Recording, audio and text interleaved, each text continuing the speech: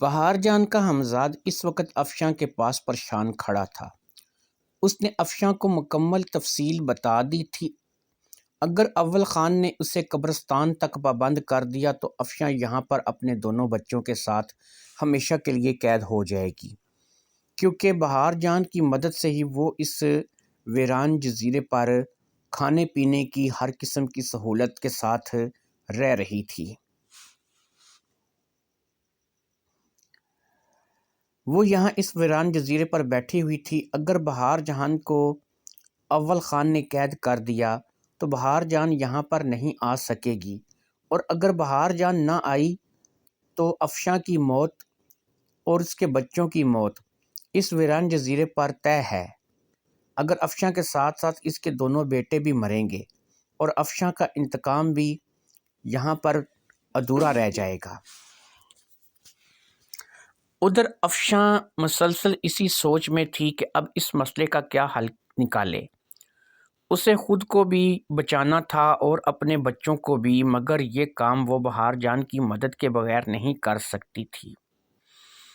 اس لیے وہ بے حد پریشان تھی۔ اس سے کچھ سمجھ میں نہیں آ رہا تھا کہ وہ کیا کرے اور اس مسئلے کا کیا حل نکالے، کیا کرے اور کیا نہ کرے۔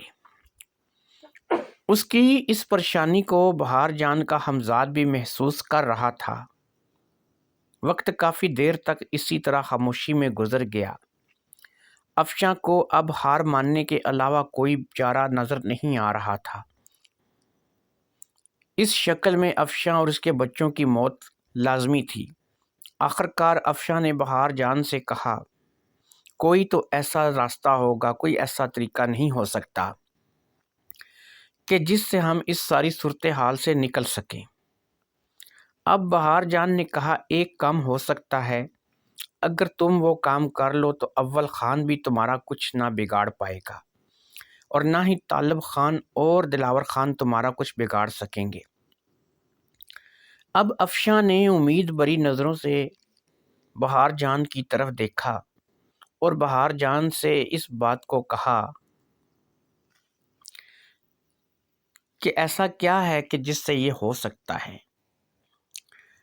تم اپنے ہمزاد کا عمل کیوں نہیں کرتی؟ اگر تم اپنے ہمزاد کو قابو کر لو تو اس کے بعد نہ تو اول خان تمہارا کچھ بگاڑ سکے گا اور نہ ہی تمہارا چچا طالب خان۔ اگر تم اپنے ہمزاد کو طلب کرو تو 21 دن کے عمل میں وہ بھی آ جائے گا۔ جیسے ہی نیا چاند چڑھے گا ادھر اول خان مجھے قید کرنے کے لیے اپنا عمل شروع کرے گا، ادھر تم ہمزاد کی تسخیر کا عمل شروع کر دینا۔ ادھر میں 21 دن میں قید ہو جاؤں گی، ادھر 21 دن بعد تمہارا ہمزاد تمہارے پاس آ جائے گا۔ میں تمہیں ہمزاد کا ایک ایسا چلا بتاؤں گی کہ جس کے کرنے سے 21 دن کے اندر اندر تمہارا بہت زیادہ طاقتور ہمزاد، جو مجھ سے بھی کئی گنا زیادہ طاقتور ہوگا اور بے پناہ کام کر سکتا ہوگا، وہ تمہارے پاس حاضر ہو جائے گا۔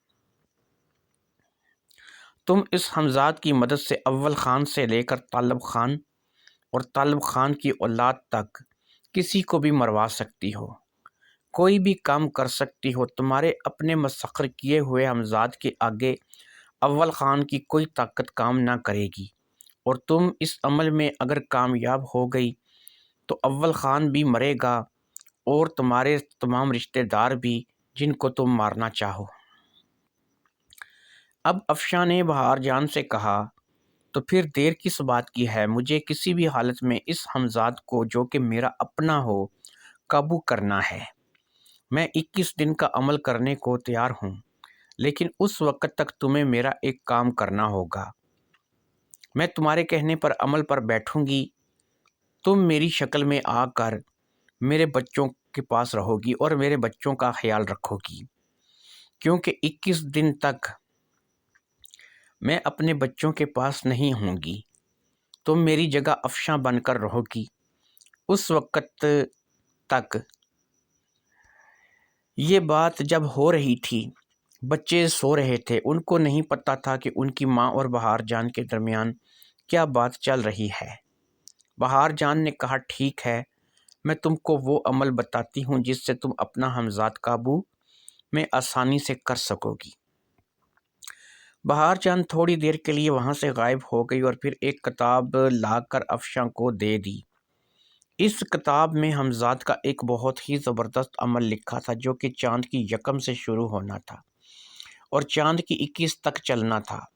افشاں نے اس بات کا حساب بھی لگا لیا تھا کہ ان 21 دنوں میں وہ آسانی سے اس عمل کو انجام دے سکے گی اور اس عمل کو وہ ان 21 دنوں میں کر لے گی اور کسی قسم کی ناپاکی کے مسائل اس کو نہیں آئیں گے۔ اس لیے یہ پیریڈ بہترین تھا۔ ان 21 دنوں کے دوران وہ بنا کسی تکلیف کے عمل کر سکتی تھی۔ اس نے بہار جان کی مدد سے بہت سا ایسا کھانے پینے کا سامان اپنے پاس منگوا لیا تھا جو اس کے چلے کے دوران وہ کھاتی اور اس کے بچے بھی کھا سکتے۔ اس نے بہار جان سے یہ بھی کہا کہ وہ جب تک وہ عمل کرے گی اس کے دونوں بچے اس کے پاس رہیں گے۔ چاند کی یکم آ گئی۔ اول خان نے اپنی مکمل تیاری کر لی تھی بہار جان کے حمزاد کو قابو کرنے کی۔ اس نے اس قبر کے گرد ایک دائرہ لگا دیا تھا اور آج کی رات اسے اپنے عمل کا آغاز کرنا تھا۔ وہ ہر روز رات کو جاتا، 21 دن تک یہ عمل کرتا، جس کے بعد بہار جان کا حمزاد قبر میں ہمیشہ کے لیے قید ہو جاتا۔ ادھر بہار جان نے افشاں کو چلا دیا تھا، اس کے لیے اس نے افشاں کو اسی جزیرے پر ایک الگ تھلگ جگہ پر بٹھا دیا تھا اور خود افشاں بن کر اس کے بچوں کے ساتھ ہو گئی تھی۔ افشاں نے عمل کو اچھی طرح سے سمجھ لیا تھا۔ بہار جان اسے ہر چیز بتا دی تھی۔ وہ عمل کرنے کو مکمل تیار تھی اور پھر وہ عمل شروع ہو گیا۔ کھانے پینے کا سامان اس قدر تعداد میں بہار جان نے مہیا کر دیا تھا کہ افشاں کو کسی چیز کی ضرورت نہیں تھی، اور کیونکہ بہار جان اس کے بچوں کے ساتھ تھی اس لیے اس کو بھی کسی چیز کی کمی نہیں تھی۔ خیر دونوں ہی طرف سے عملوں کا آغاز بڑے ہی زور و شور سے ہو گیا۔ ادھر اول خان بہار جان کو قید کرنے کے چکر میں لگا ہوا تھا، ادھر افشاں حمزاد کو قابو کرنے کے چلے پر بیٹھی تھی۔ افشاں اپنے حمزاد کو طلب کر رہی تھی۔ بہار جان نے ایسا بندوبست کیا تھا کہ جس کی وجہ سے اول خان کو افشاں کے عمل کی خبر نہ ہو سکے، اس لیے وہ بے فکر تھا اور دونوں ہی طرف سے عمل زور و شور سے جاری تھا۔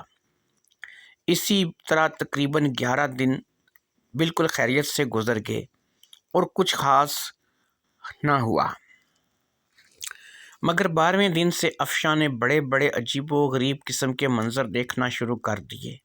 ہر روز ایک ڈر کا سامنا، مگر افشاں نے ہمت نہ ہاری اور اپنا عمل جاری رکھا۔ ادھر اول خان بھی بڑے زور و شور سے بہار جان کو قید کرنے کے لیے عمل کر رہا تھا۔ جیسے جیسے اول خان عمل کرتا چلا جا رہا تھا اور عمل کے دن تھوڑے رہتے جا رہے تھے، ویسے ویسے بہار جان کی قوت ختم ہوتی چلی جا رہی تھی، اور پھر ایک دن آیا کہ 21 دن پورے ہو گئے۔ اس دن بہار جان اس جزیرے سے غائب ہو گئی۔ تقریباً آدھی رات کا وقت تھا۔ اسد اللہ اور حبیب اللہ سو رہے تھے جب بہار جان جو کہ افشاں کے روپ میں تھی اپنی جگہ سے غائب ہو گئی۔ اول خان اپنے چلے میں کامیاب ہو گیا تھا۔